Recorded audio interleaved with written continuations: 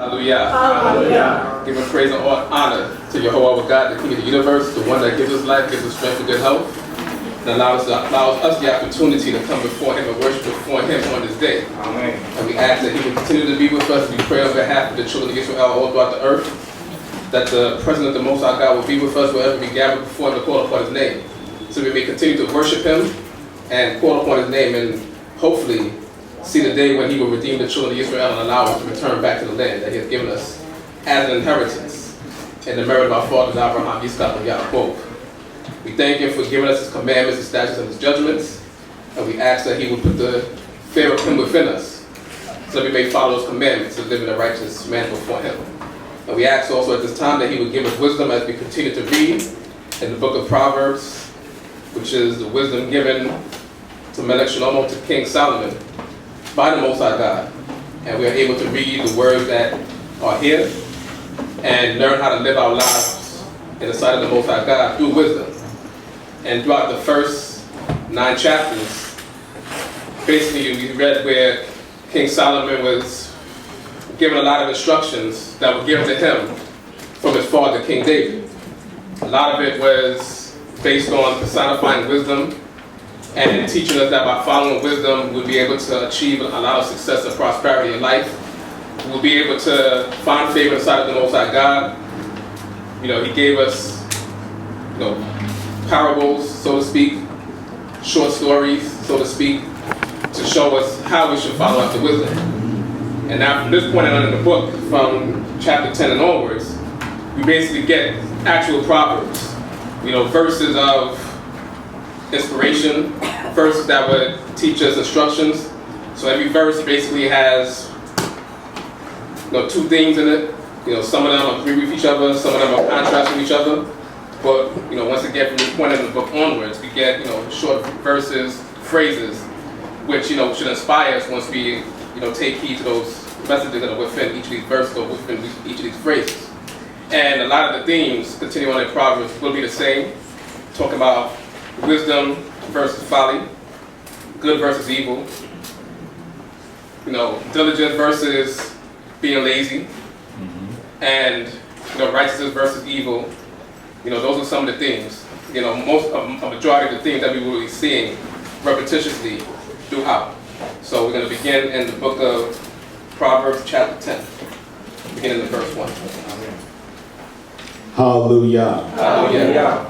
A wise son makes a glad father, but a foolish son is the grief of his mother. So now, once again, it's going to give you that contrast between wisdom and foolishness, being wise and indulging in folly. So it's talking about a son here because it's talking about in reference to the parents. So a wise son is going to make a father glad. When a father sees that, his son is doing wise things, speaking wisely, performing wise tasks, that the father will be glad. But conversely, a son that acts foolishly is going to bring that grief to his mother. As we read earlier today with Esau and the wives that he took were grief of spirit to both his father and his mother because he took wives foolishly and not according to the wise manner that he was taught or was shown from Abraham to Yitzchak, and then also what we read today on how Yaakov went forth to get his wife. So parents are going to be glad when they see their children do wise things as opposed to when their children do foolish things which bring them pain. Continue. Verse 2. Treasures of wickedness profit nothing, but righteousness delivers from death. So no matter what you try to amass or try to acquire, if you do it through wicked means, you're not going to get anything from it. That's basically what it's saying. You may be able to amount riches, a lot of money, a lot of cars or whatever it is that you're looking for, but if you do it in a wicked manner, then in the long run, you're not going to gain anything from it. Right. But it's saying, but if you do righteously, righteousness will deliver you from death. Because the riches that a wicked person, or all the treasure that a wicked person gets, is not going to deliver on them when they're dying.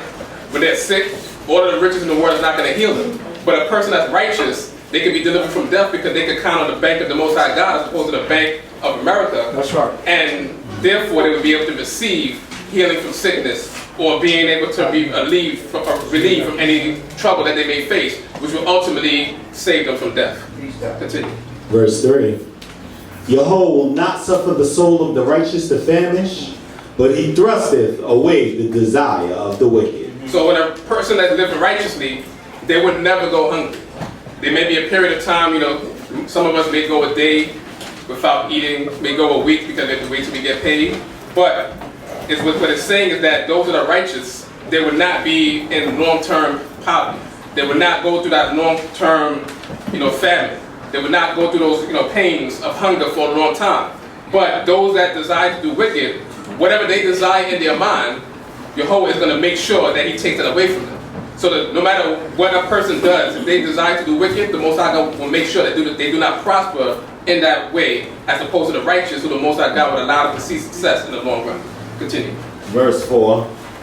He becometh poor that dealeth with a slack hand, but the hand of the diligent maketh rich. So it's basically saying that if you work hard, you work diligently, that somewhere along the line, as long as you are consistent in that work, the Most High God is going to make sure that you prosper. That's right. But if you have a slack hand, meaning that you're lazy or you don't want to go forth and do anything, then your poverty is going to come along with that. So what it's saying is that basically if you want to achieve success, you have to make sure that you put yourself in a position to achieve that success. Right. You have to be out there working, you have to be out there in that quote-unquote struggle to make things happen. But if you don't go forth and make things happen and just have that slack hand and just decide to be lazy, then that would explain why the poverty is coming upon you, because you're not going forth to do that work. Continue. Verse 5. A wise son gathers in summer, but a son that does shamefully sleeps in harvest. So once again, it's going back to the son, because it's talking about in the eyes of their parents, that a son that goes forth when it's summertime. We know summertime is, the weather's nice. Right. It's time that people want to go out and play. Right. But summertime is the time to go out and also plant as well, because your harvest is going to be later on in the year. If you living in that type of environment where you had to depend on the seasons, then you would be able to see that clearly. But a wise son is the one that in the summertime, instead of trying to go out and have fun, they're going to make sure that they're going to plant, so before the winter comes in, they will be able to harvest. So the harvest or the gathering in the summer is basically at the end of the summer, where they're gathering so that when the winter comes in, they already have in stores that can sustain them for the entire winter. So but it says that a son that does shamefully sleepeth in harvest. So the time, if they weren't out there planting and the time to plant, then or out there working at that time, then when it's time, for the harvest, they won't have anything coming in, and therefore, because they spent all their time sleeping and not going forth for that work. Right. So it coincides with the verse before, to go forth and do diligently, so that way you can gather in the time of harvest and not be sleeping during the time of summer. That's right. Continue. Verse 6. Blessings are upon the head of the righteous, but the mouth of the wicked conceals violence. So no matter where the righteous go, the Most High God is going to make sure that his blessing is always going to be over their head. No matter what trouble they may find themselves in, the Most High God is going to make sure that the blessings is going to be upon that righteous person to deliver them from that trouble.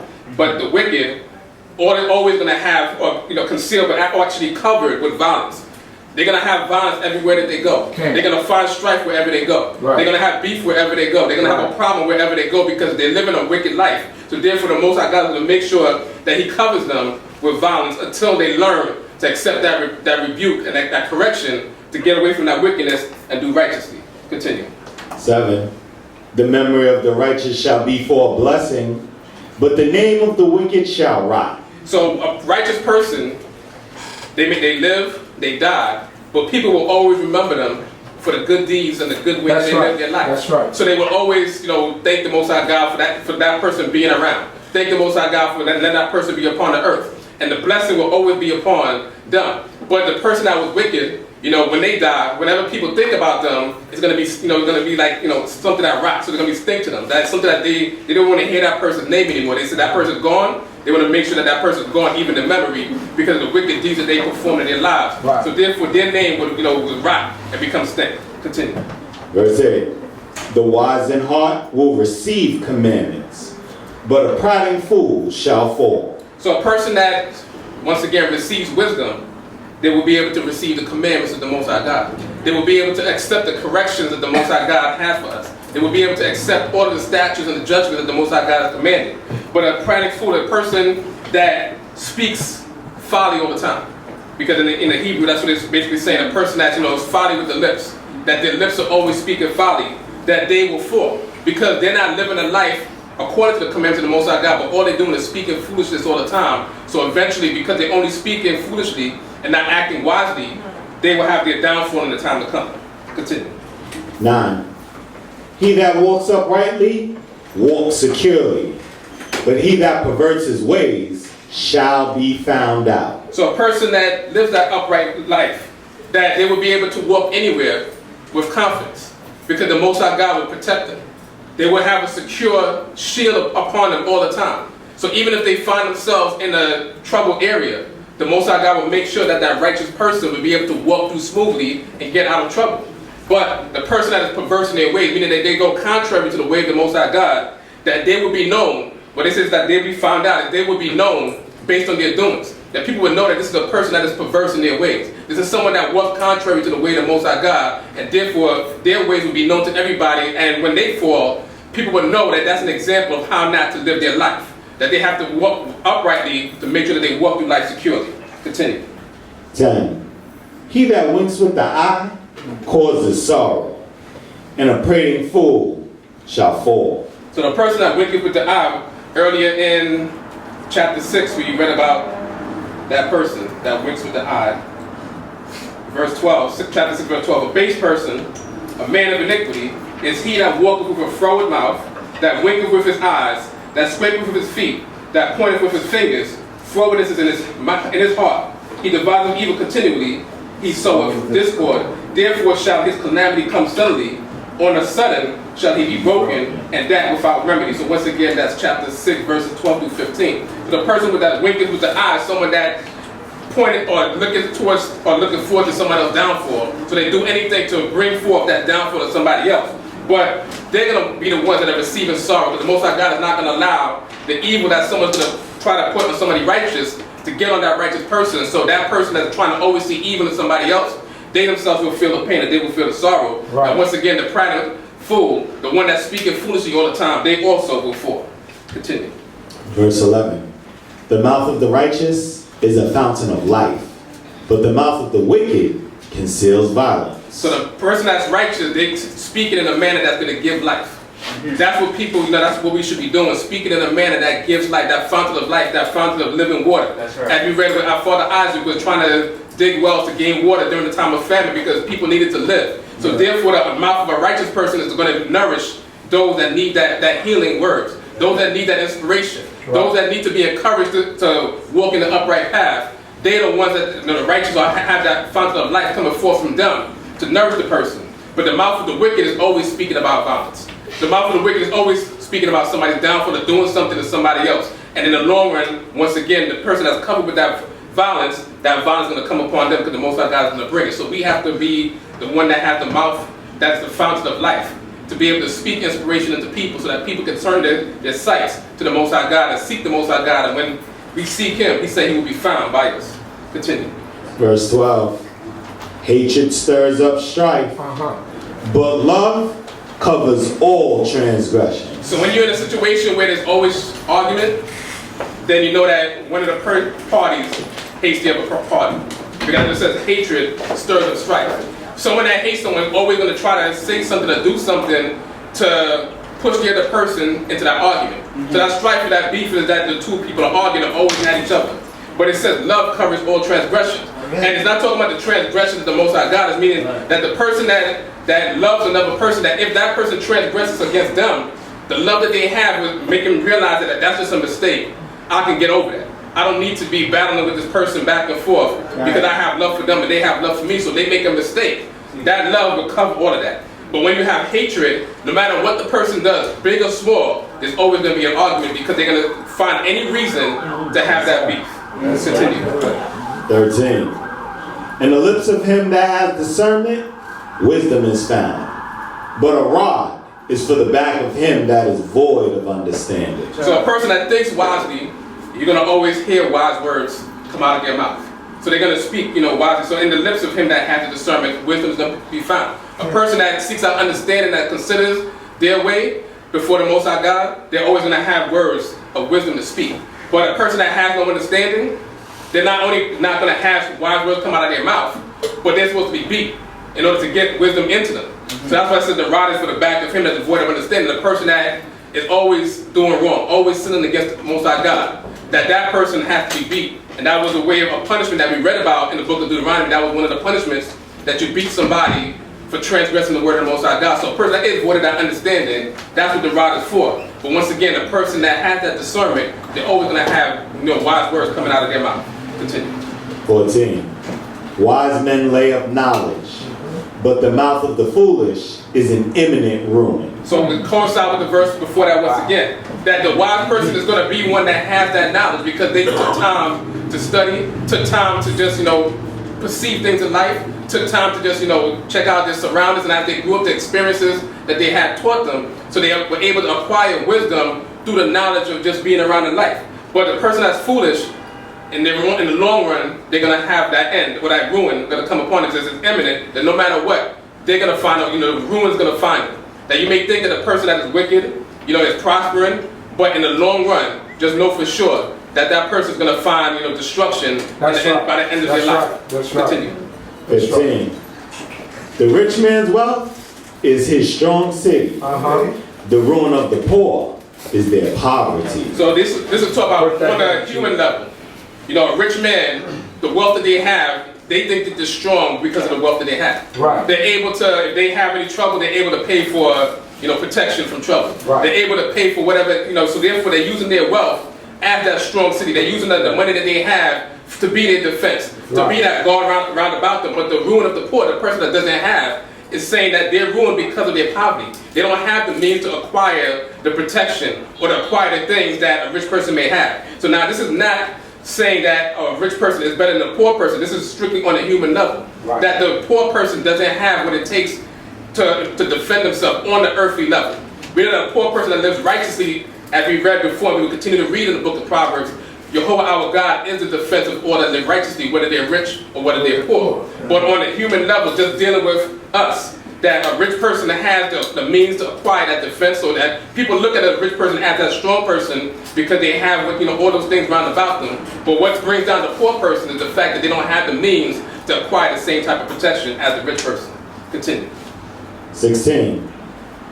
The wages of the righteous is life. The increase of the wicked is sin. So wages, all we know, is what you receive, what you pay. I mean, you're paid for the work that you put in. So by living righteously, God pays you with life. That's right. When you're wicked, God pays you with sin, and sin leads to death. So that's just the plain, simple way to look at it. You live righteously, God will pay you with life. You live wickedly, God will pay you with sin, which leads to death. Continue. 17. He is in the way of life that heeds instruction, but he that forsakes reproof errs. So if you want to be in the path of life and receive life, then you have to be able to take instruction. God will send us instruction through various people, through various means. We'll be able to, our conscience itself will be a teaching unto us so that we may receive instruction. But if you don't want to hear reproof and you forsake it, then in the long run you're going to err. You're going to sin or come to transgression and iniquity, which once again will lead to that death. Because that sin will be brought upon you because you don't want to hear when people, quote unquote, chastise you or try to correct you. So therefore, because you want to refuse the instruction that's given to you, you're going to be in that path of death. But to be in that path of life, you're going to listen to everybody around about you. That any information that comes to you, you're going to take heed to it, and therefore your wisdom will allow you to discern between the good and the evil to ultimately teach you what path to walk in. Continue. 18. He that hides hatred is of lying lips, and he that utters a slander is a fool. So a person that hates somebody else, they're not going to let that hatred known to everybody. So they're always going to be lying because they have to lie to cover up the fact that they hate that individual.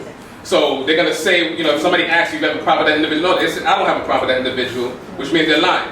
If the person feels that they have a problem with them, and they're going, do you have a problem with me? The person's going to have the hatred, is going to lie and say, no, I don't have a problem with you. So a person that is trying to hide that hatred is going to use those lying lips. But the other way is what it said before, a person that with his hatred is going to be strife. Because if they didn't lie about how they really felt about the person, then there's going to be strife. So ultimately, we have to learn not to hate altogether, because either way, you're going to be lying to cover that hatred, or you're going to bring out that hatred and bring forth strife. Right. So the best thing to do is to get rid of that hatred altogether and just learn to love one another. And it says that he that uttereth a slander is a fool. That's the person that's not using the lying lips, and because they have that hatred towards somebody else, and there's really no reason why they hate that person, they have to slander another person's name and make them something of why they hate that person. But in the long run, because they're just slandering, they're foolish because they're just making up stuff about somebody that they hate. Continue. 19. In the multitude of words, there wants not transgression. But he that refrains his lips is wise. So a person that's, speaking a lot, or just in a lot of conversation, a lot of words, somewhere along the line there's going to be transgression. There's going to be some sort of sin in words. That's why a lot of people where their position causes them to speak a lot, such as politicians, somewhere along the line they get caught up in something that they say because their position puts them in a situation where they always have to keep speaking. You don't have such thing as a quiet politician. They're going to slip up and say something. People that's in entertainment or like a sports commentator, they got to commentate the whole game. So they got to constantly talk. They're going to say something foolish somewhere during the game because they got to keep talking. So basically just saying that, it's not talking about sinning and not necessarily against the Most High God, but just by talking a lot, you're going to make a mistake and say something wrong along the way. But if you refrain your lips, then you're wise. If you keep quiet, just don't say a lot, then you cover yourself from those mistakes.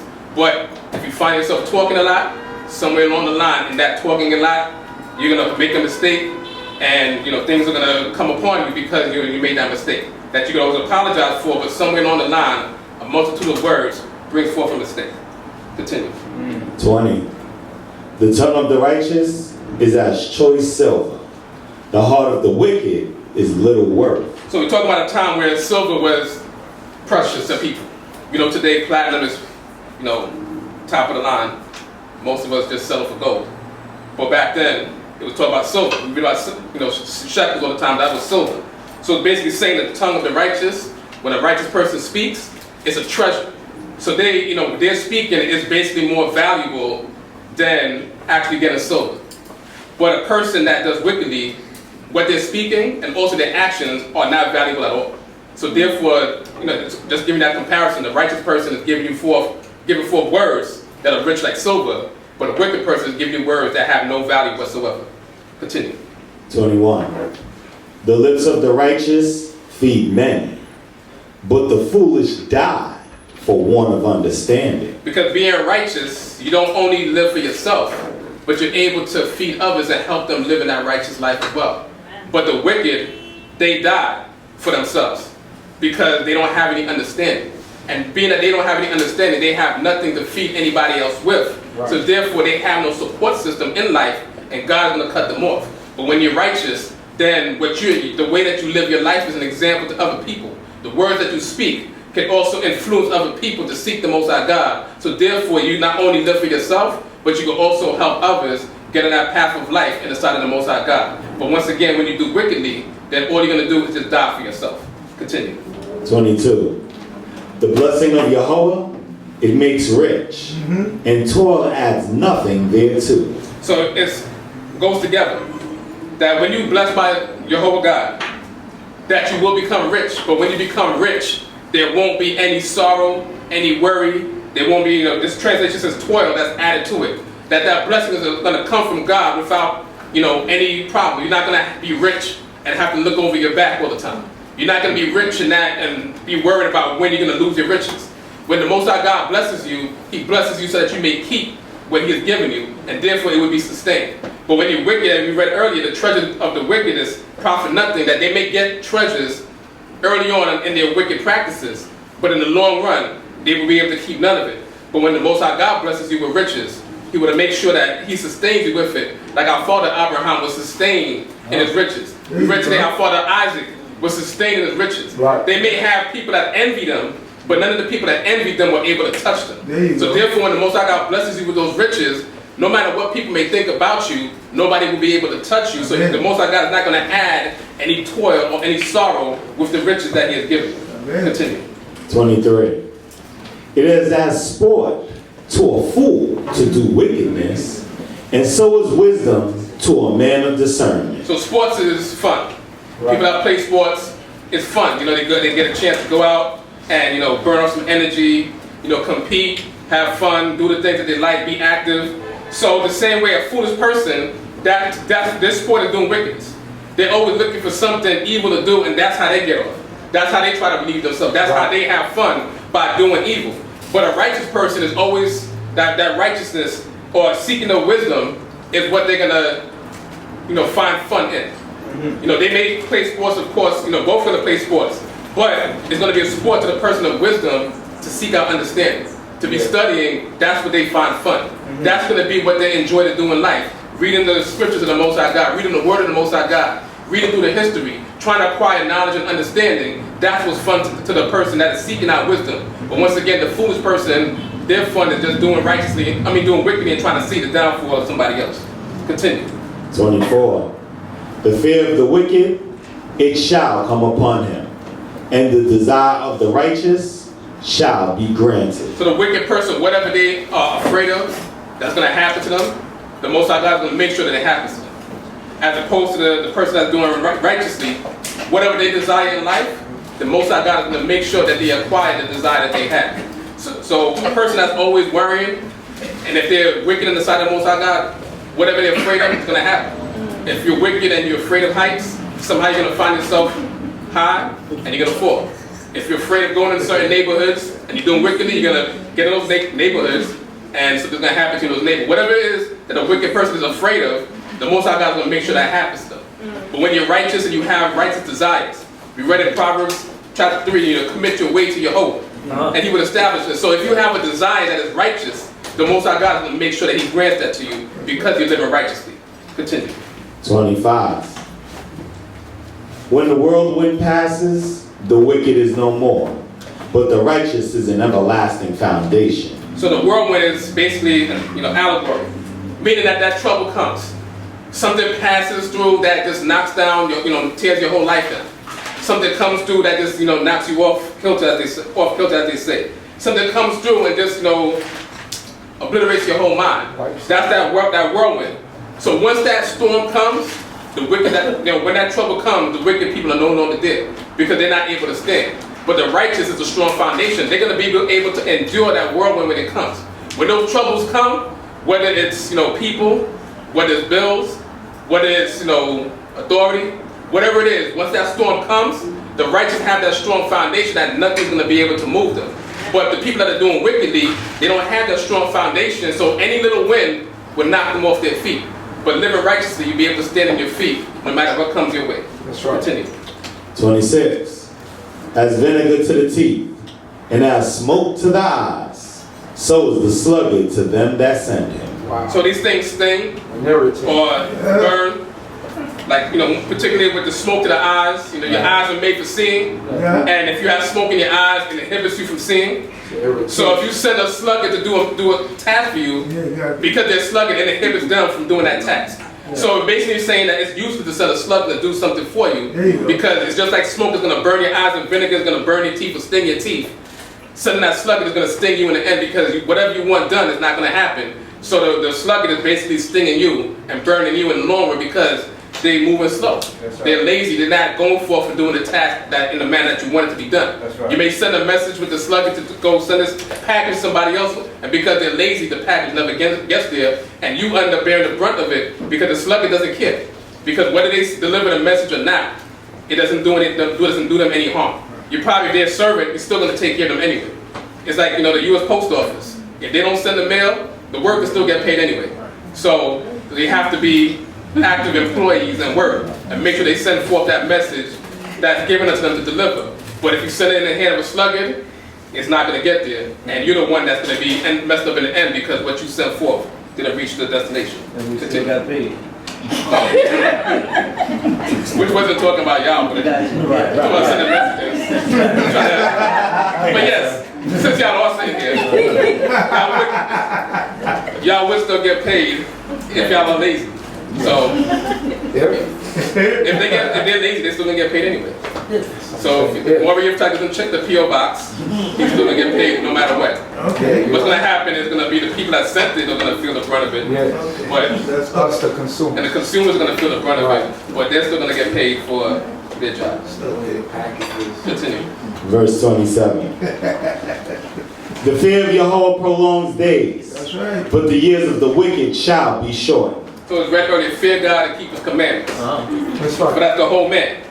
So you fear Jehovah, your life will be extended. And if you live wickedly, your years will be short. Plain and simple. So if you want to live a long life, fear Jehovah, keep His commandments. If you want to die next week, do wicked. That's it. Continue. Verse 28. The hope of the righteous is gladness, but the expectation of the wicked shall perish. So once again, it's like a lot of these verses, repeat the same thing. Yeah. So what the righteous is hoping for, their desire, as I said in another verse, their desire, they will receive it. And they will be happy when they receive it, because as another verse said, the blessing of Jehovah will make rich. So what the righteous person desires will be given to them, because that's what they're hoping for, and it will allow them to receive gladness. But what the wicked person desires, what they're looking forward to, the Most High God will make sure that they won't receive the good that they're looking for, but the fear that the thing that they were afraid of, as I said earlier, they will receive that, and as a result, they will perish as opposed to those actions. As a result of those actions. Continue. 29. The way of Yahweh is a stronghold to the upright, but ruin to the workers of iniquity. So now it's talking about dealing with man and God.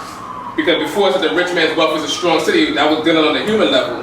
But now, the way of Yahweh is a stronghold to the upright. Those that live the righteous life, their stronghold is Yahweh. And being that Yahweh is our stronghold, He cannot be taken down by anybody.